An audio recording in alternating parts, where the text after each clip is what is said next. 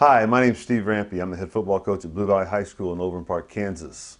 While most of our running game has been centered around zone read play, it makes up about half of what we do offensively on the ground, we have other components of our ground game that have been really effective for us.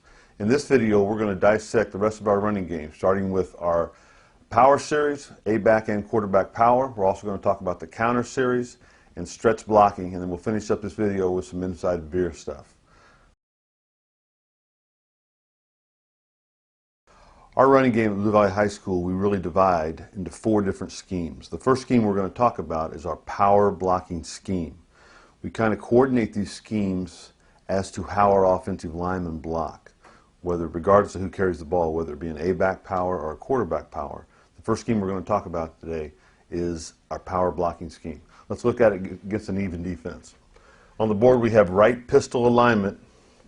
Our tight end and flanker to our right. H and X are to the weak side. Quarterback is at 4.5 yards. The A-back is 1.5 yards behind him. We're going against a 4-2-5 defense or a 4-4 defense. We want to try to run a power blocking scheme toward the 3 technique as much as we can. Let's look at the individual blocking assignments. The play side tight end, or the man responsible for the defensive end, is going to zone step inside and try to turn out the defensive end. Block into the outside. He's going to take away his inside leverage. We're going to get a double team from our play side tackle and our play side guard on the 3 technique. Double at the point of attack. Their job is to try to take the 3 technique vertically, as they are also responsible for any kind of a run through with the backside linebacker. So as they drive the 3 technique vertically, if they get a gap run through by the linebacker, the guard would come off and become a zone co-op mentality that we talked about earlier in another video. If he tries to come over the top, they're going to continue pushing this double team vertically. Hopefully he'll get caught up in the wash.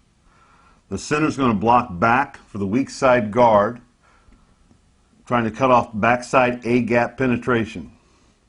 The backside guard is going to square pull around the first, hopefully the double team, to pick up the play side linebacker.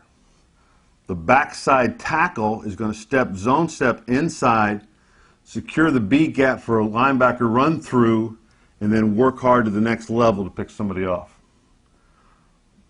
The inside receiver to the backside is going to inside release, trying to get across the face of an invert defender to the free safety, and the X receiver is going to push his corner deep and try to cut off and stalk down the field.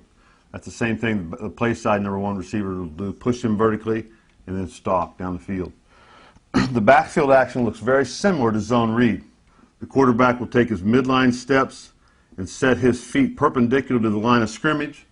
The A-back will take 1 counter step away from the play, get on this very similar path, almost the same path that he did for zone read, and then he gets ready to follow the backside guard as he pulls to block the play side linebacker.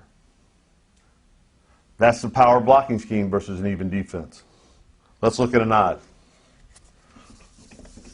Now let's look at A-back power versus an odd stack, an odd defense. The hole's going to hit a little bit wider. We're still going to try to get as many double teams as we can along the line of scrimmage, and the guard is going to have to wider pull, square pull, to play the outside backer to the play side. We're going to press stalk on the outside by each receiver. We're going to get our